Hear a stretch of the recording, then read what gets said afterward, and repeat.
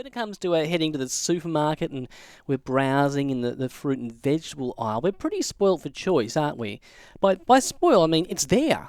We can just pick it up when we need it. Yes, during the peak of COVID and worker shortages, there were times that we didn't have as much as we would normally have, but there was enough there to at least make a bolognese or a quick stir fry. Well, what if it all disappeared and it came down to disease?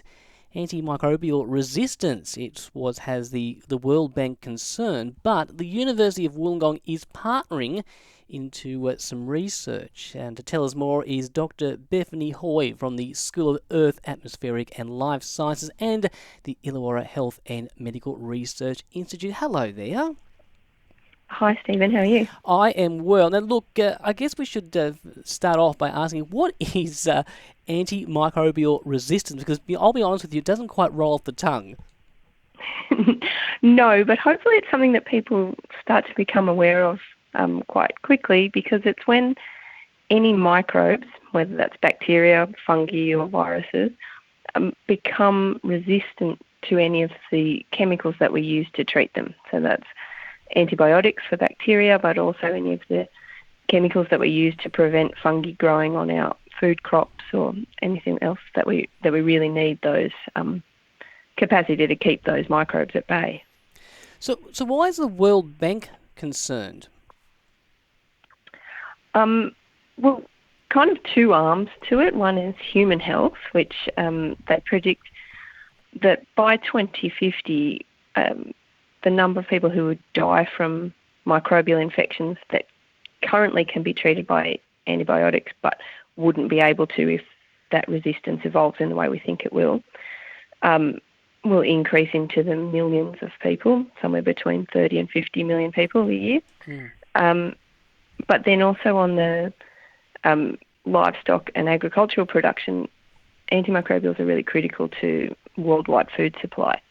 And so the loss of those would also cause huge global problems. So it's kind of a double-edged sword.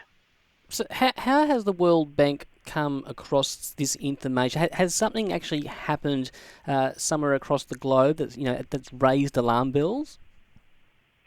Actually, quite a lot. So since antibiotics were first discovered in the 1940s and used commercially, within a short period of years, not even decades, each new antimicrobial is introduced, and then a few years later, some patients appear who have bacteria who are resistant to that antimicrobial.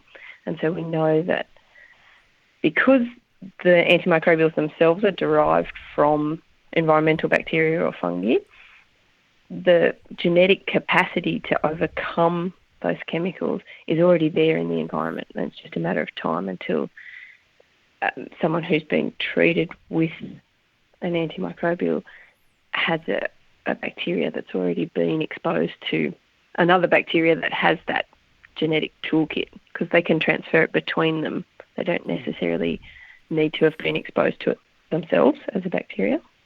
Now, I mentioned in my introduction that, I was just putting out there that we're so spoilt for choice when it comes to food. It's always, especially for our fruit and vegetables. What is it, though, how does this potentially pose a threat to food security? So if you think about pretty much everything that would be in the fruit and vegetable section of your supermarket has had some sort of microbial control applied to it, whether that's your peaches or your nectarines with some antifungals, or citrus or wine, grapes, and so those antimicrobials are really critical to large-scale food production, and we want to keep it that way. We want to make sure that we can still have effective antimicrobials, but as soon as you have widespread resistance to that ability to keep them under control, then you have widespread losses to fungal disease and rusts and smuts and those sorts of things. And likewise, in livestock production for meat, we rely on being able to treat sick animals with antibiotics when they get an infection. And so without the capacity to do that, we would lose production of livestock.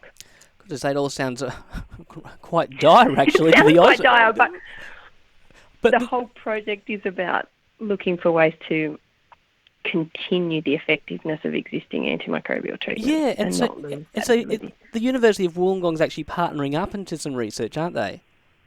Yes, it's actually a large-scale industry-led project through the Cooperative Research Centre program that the federal government runs, where industry sort of identifies issues that they would like dealt with in a research way, and then research partners come together with industry partners and government partners to work together on these big problems over the long term. And what will you do with the information that you find? Does it stay here in Australia, or does it go across the world to help other countries?